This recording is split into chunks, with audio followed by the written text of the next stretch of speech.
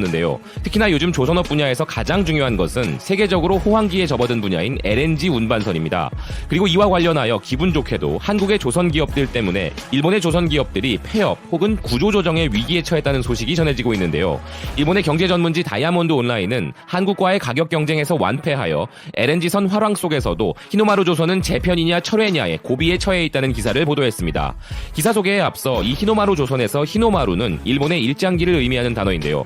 반도체, 전자, 디스플레이 등의 산업 분야에서 일본 기업들끼리 온갖 연합전선을 형성해 한국을 공격해봐도 오히려 일본이 무너지고 있는 상황이고 이제는 조선업까지 한국에 밀리게 되는 말 그대로 일본이 세계 최고 분야였던 분야를 모조리 한국이 앗아가버리는 이 상황을 받아들이지 못한 일본의 열등감이 최근 한일 갈등이라는 일본의 극단적 도발로 드러나고 있는 것이 아닌가 하는 사견입니다.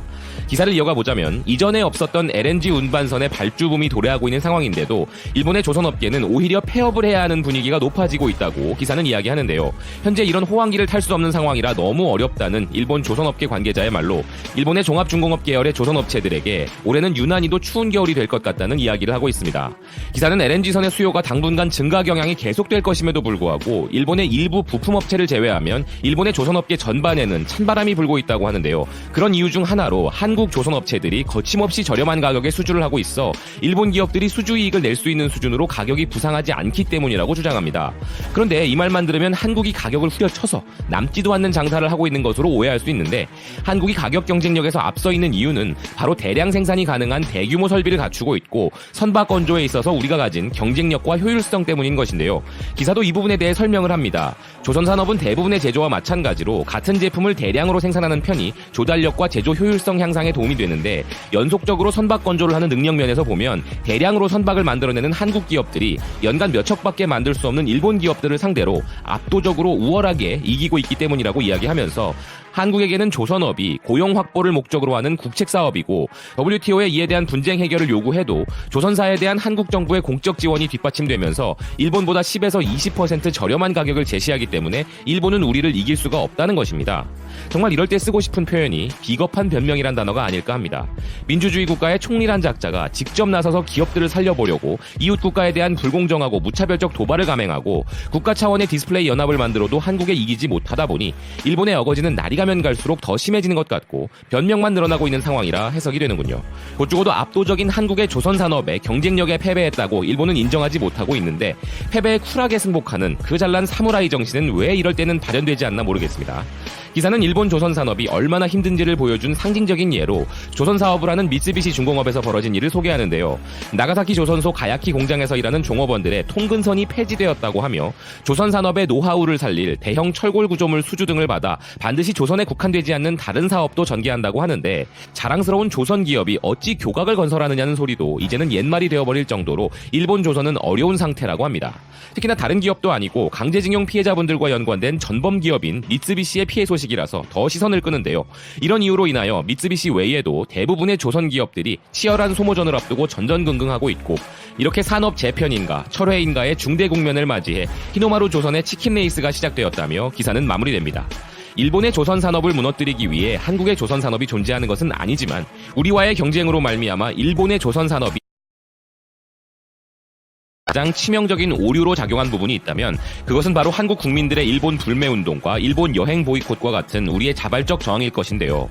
일본의 아사히 신문 영문판은 이와 관련하여 일본이 한국과의 관광전쟁에서 패배했다는 헤드라인으로 한국경제연구원의 보고서 내용을 전했는데요. 기사는 10월 7일에 발표된 해당 보고서를 인용하여 관광 관련 수입 측면에서 한국보다 일본이 양국관계 악화의 영향으로 인해 훨씬 더 큰 피해를 받았다고 이야기합니다.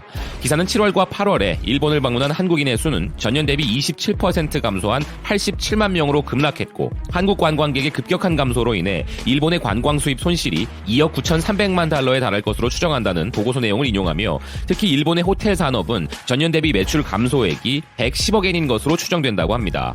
또한 한국 관광객의 감소는 이런 매출적인 요소뿐만 아니라 일본의 일자리 고용에도 큰 영향을 미치고 있다고 하는데요. 전체적으로 관광 산업에서 일하는 일본인의 수가 작년 같은 기간에 비해 2,589명 감소했으며 소매 산업은 890명에 일자리를 잃었고 식당 및 서비스 산업은 887명의 노동자를 잃었으며 호텔 산업은 588명의 인력 감축이 일어났다는 일본의 피해 상황에 대해 자세한 소식을 전하고 있습니다.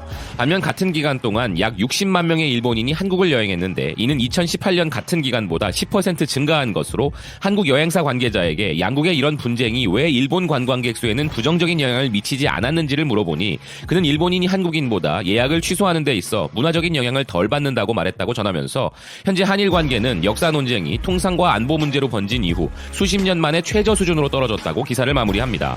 일본의 경제 규모를 감안해 본다면 이 정도의 피해로는 큰 타격이 아니라고 이야기할 수도 있겠습니다. 하지만 지방 경제와 일자리와 관련한 민생 경제에 대한 타격이 계속 이어진다.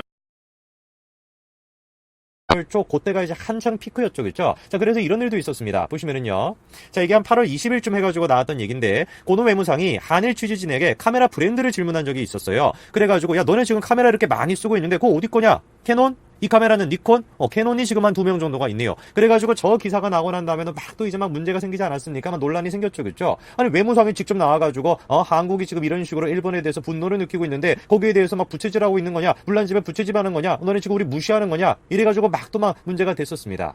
그래서 8월 말부터 시작해가지고 9월 초까지 그때가 이제 가장 많이 이 일본에 대해 가지고 불매운동이 한창일 때인데 근데 조금 이상한 것이 있습니다. 니케이 지수를 우리가 좀 살펴볼 건데요. 이렇게 나와 있습니다. 자, 이게 지금 이제 니케이 지수가 쭉 이제 나와 있는 게 보이실 겁니다. 그런데 이상한 것이 무엇이냐면은 8월 말부터 시작해가지고 9월까지 이 9월 한창까지도 한창 뭐 불매운동 기간이라고 우리가 연장해서 본다라고 할지라도 니케이 지수는 떨어지기는커녕 8월 말부터 시작해가지고 9월달 내내 계속해가지고 상승세, 엄청난 상승세를 지금 누리고 있었던 것이죠.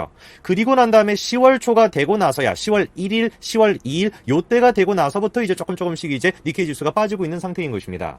그러면 이제 우리가 질문을 해볼 수 있는 것이 야, 이거 혹시 불매운동이라는 것이 일본 경제에 그렇게 큰 타격을 준 거 아니냐? 이렇게 생각하는 것이 오히려 더 우리가 합리적이겠죠, 그렇죠? 그럼 질문이 생긴 것은 뭐냐? 왜 그러면 10월 1일, 10월 2일 저 때부터 시작해서는 니케이 지수가 저런 식으로 막 폭락을 하고 있고 떨어지고 있냐? 글쎄요, 대부분의 경제 지금 전문가들 같은 경우는 두 가지를 원인으로 꼽고 있습니다. 하나 같은 경우는 무엇이냐? 일본이 5년 동안 건드리지 않았던 이 지금 소비세 자체를 증가를 시키겠다라고 하는 것이 소비자들의 어떤 그 소비 심리를 위축시키고 있다라고 보는 첫 번째 이제 원인인 것인데 기사가 또 이렇게 나 있는 게 있습니다. 보시면은요, BBC에서 이런 기사가 나왔습니다.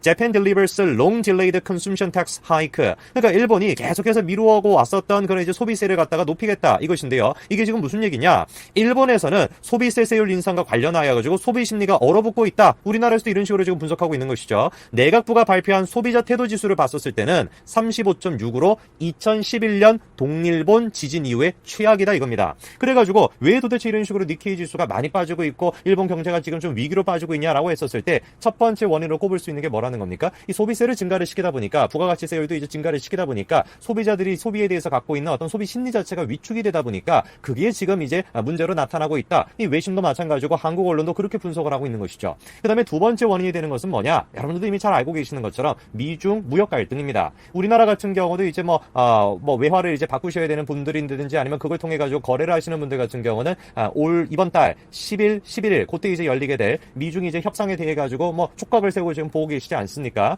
대부분의 지금 이제 외신들이나 우리나라 언론 같은 경우는 마찬가지로 이 미중 갈등 요것 때문에 일본의 지금 경제가 위기에 빠지고 있다. 이렇게 이제 많이 분석을 합니다. 그래서 실제로 이런 기사가 있는데요. 보시면은요. Japan's economy flashes red on falling exports and tax hike. 딱 두 가지를 원인으로 딱 꼽는 것이죠. 그렇죠? 이건 니케이에서 이제 나온 기사인데 일본의 경제가 적신호가 떴다. 근데 그 이유가 무엇이냐라고 하니까 이 수출이 감소가 되고 있고 그리고 세율이 이제 높아지게 되다 보니까 그 두 가지가 문제가 된다라는 것이죠. 그래서 이제 기사에 조금 더 내용을 보시게 되면은 blaming the never-ending trade tensions between the US and China. 이 미국과 중국 둘 사이에 결코 끝나지 않는 이 무역 갈등 이게 지금 문제가 된다라는 것이죠, 그렇죠? 그리고 한국에서도 이렇게 지금 글로벌 비즈 같은 경우는 분석하고 있습니다. 니케이 지수는 미중 무역 협상에 대한 비관론이 나오면서 하락세를 지금 보이고 있다라는 것입니다. 물론 지금 또 최근에 같은 경우는 제가 영상을 찍고 있는 요 날짜 같은 경우는 또 이제 상승세를 또 보이고 있습니다.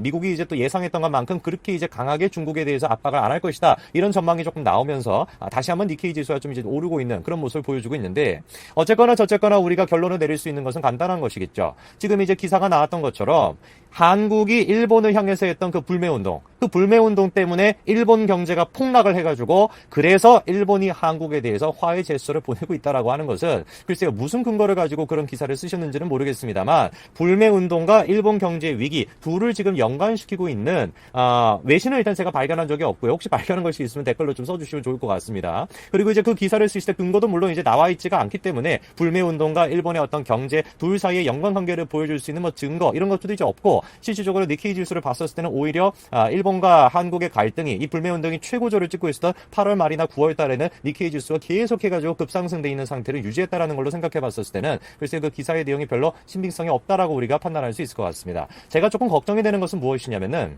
언론사가 직접 나서가지고 이런 식으로 불매운동의 효과에 대해서 강조하는 것이 굉장히 위험하다라는 것이 오늘 제 영상의 포인트입니다.